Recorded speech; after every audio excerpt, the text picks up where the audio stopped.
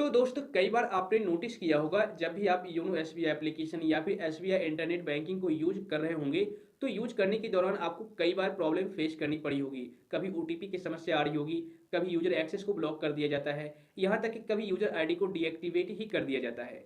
अब यहाँ पर काफी सारे YONO users SBI internet banking users का एक सवाल है कि आप मुझे ये बताइए कि आखिर में हमारा जो यूजर आईडी है वो डीएक्टिवेट क्यों हो जाता है या फिर बैंक उसे डीएक्टिवेट क्यों कर देती है। आखिर में क्या रीजन है, मैंने क्या गलतियां की, मुझे कुछ समझ में नहीं आया। आप मुझे बताइए पूरी डिटेल में। तो दोस्त इस वीडियो को एंड तक देखना। इस वीडियो में मैं आपको पूरी जानकारी देने की कोशिश करूंगा कि आखिर में किस वजह से आपका जो योनो एसबीआई और एसबीआई इंटरनेट बैंकिंग का यूजर जो आईडी होता है उसे डीएक्टिवेट कर दिया जाता है और आप इससे कैसे छुटकारा पा सकते हैं इसके रिगार्डिंग मैं आपको जानकारी दे दूंगा। सो वीडियो काफी ज्यादा इन्फॉर्मेटिव होने वाली है। वीडियो को लाइक और शेयर जरूर कीजिएगा और अगर आप मेरे को पहली बार देख रहे हैं तो चैनल को सब्सक्राइब करके नोटिफिकेशन बेल को जरूर दबा दीजिएगा। तो चलिए शुरू करते हैं। देखिए, अगर आपको एसबीआई इंटरनेट बैंकिंग में या फिर योनो एसबीआई एप्लीकेशन में ओटीपी प्रॉब्लम फेस करनी पड़ती है या फिर आपका यूजर एक्सेस ब्लॉक कर दिया जाता है तो इन सारे कंडीशन में आप इस प्रॉब्लम को खुद से ही सॉल्व कर लेते हैं।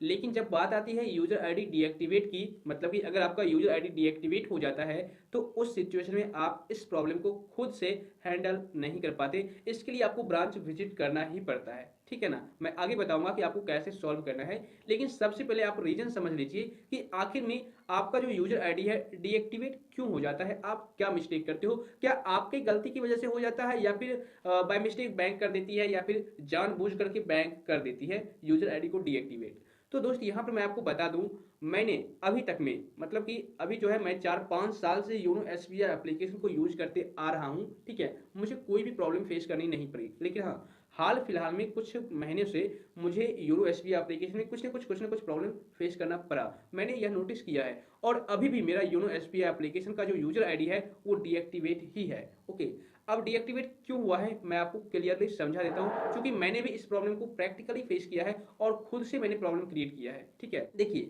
सबसे पहला रीजन, अगर आप योनो एसबीआई एप्लीकेशन में यूजर नेम और पासवर्ड दोनों चीजें डाल रहे हो लॉगिन करने के दौरान, लेकिन आप बार बार पासवर्ड को गलत इनपुट कर रहे हो, ठीक है ना। कई बार आपने गलत पासवर्ड इनपुट कर दिया है। वैसे तो अगर आप 3 बार गलत पासवर्ड इनपुट करते हैं तो आपका जो यूजर आईडी है, यूजर एक्सेस है, उसे ब्लॉक कर दिया जाता है, ठीक है, 24 आवर्स के लिए। उसके बाद ऑटोमेटिक अनब्लॉक हो जाता है। लेकिन कई बार कोशिश करने के बावजूद भी आप बार बार गलत पासवर्ड ही डाल रहे हो तो उस कंडीशन में बैंक क्या करती है, आप पर डाउट करती है कि कहीं ये फ्रॉड करने वाला तो नहीं है, ठीक है। लॉगिन करने की कोशिश कर रहा है अपने अकाउंट में लेकिन इसे पासवर्ड पता नहीं है, तो उस सिचुएशन में क्या करती है, बैंक आपके यूजर आईडी को डीएक्टिवेट कर देती है। ओके, तो जैसे यूजर आईडी डीएक्टिवेट हो जाएगा तो वो काम ही नहीं करता, यूजर आईडी बंद हो जाता है। तो एक तो ये प्रॉब्लम है, ओके, रीजन एक ये है। और दूसरा रीजन यह है कि अगर आपके अकाउंट से बहुत ही ज्यादा अनऑथोराइज्ड ट्रांजैक्शन हो रहा है, यानी कि पैसा तो आप ट्रांसफर कर रहे हो, देखिए पैसा आप भी ट्रांसफर कर सकते हैं, कहीं पर भी कोई दिक्कत नहीं है, लेकिन एक ऐसी जगह ट्रांसफर किया जा रहा है जो कि अनऑथोराइज्ड प्लेस है या फिर जगह सही नहीं है या फिर कोई ऐसा अकाउंट है जो कि बिल्कुल अननोन है, उसके बारे में आप नहीं जानते हैं, या फिर अनऑथोराइज्ड ट्रांजैक्शन उस अकाउंट पर बार बार देखा गया है, तो उस कंडीशन में भी अगर आप वैसे अकाउंट में ट्रांजैक्शन कर रहे हैं या फिर कोई भी हैकर्स आपके अकाउंट को हैक करके बार बार ट्रांजैक्शन कर रहा है आपके अकाउंट से, तो उस कंडीशन में भी आपके यूजर आईडी को डीएक्टिवेट कर दिया जाता है। ओके, दूसरा रीजन ये रहा। और थर्ड जो रीजन है वो भी मैं आपको बता देता हूं। तीसरा रीजन यह है, आप जब योनो एसबीआई एप्लीकेशन ओपन करते होंगे तो आप साइड में स्क्रीनशॉट देखिए, तो लॉगिन वाले पेज पर जस्ट नीचे एक ऑप्शन आपको दिख रहा होगा, लॉक ऐप, ठीक है।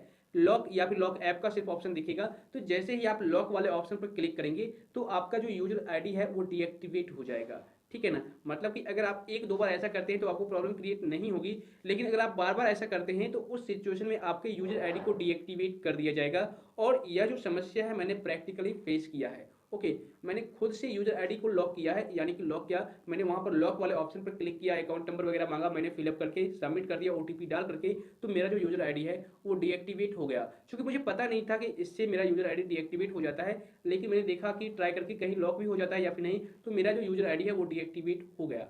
तो ये 3 रीजन है जिस वजह से आपका जो यूजर आईडी है वो डीएक्टिवेट कर दिया जाता है बैंक की तरफ से।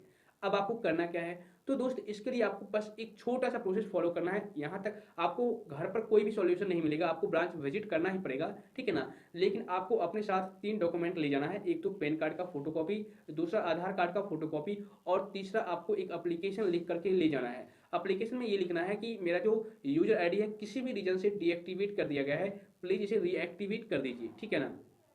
ताकि मैं दोबारा से अपने योनो एसबीआई में अकाउंट को एक्सेस कर पाऊँ, एसबीआई इंटरनेट बैंकिंग को एक्सेस कर पाऊँ। तो आप अपना अकाउंट नंबर, आधार कार्ड नंबर, ठीक है, अपना सिग्नेचर और पूरा जो विवरण है, जो आपको प्रॉब्लम आ रही है, आप डिटेल में एप्लीकेशन में लिख डालिए और बैंक में जाकर के पिन करके तीनों डॉक्यूमेंट को सबमिट कर दीजिए। तो 10 से 15 मिनट लगेंगे, आपका जो यूजर आईडी है दोबारा से रीएक्टिवेट कर दिया जाएगा। तो इसी तरीके से आप प्रॉब्लम से छुटकारा पा सकते हैं। ओके, मुझे उम्मीद है अब आप लोग वजह और सॉल्यूशन दोनों समझ गए होंगे। सो आई होप फ्रेंड्स, इस वीडियो को देखने के बाद अब आप लोगों के माइंड से भी सारे कन्फ्यूजन दूर हो गए होंगे और साथ ही आपको सॉल्यूशन भी मिल गया होगा। इसके बावजूद भी अगर आपको किसी भी प्रकार की परेशानी है, डाउट है, तो आप मुझे नीचे कमेंट कर दीजिएगा।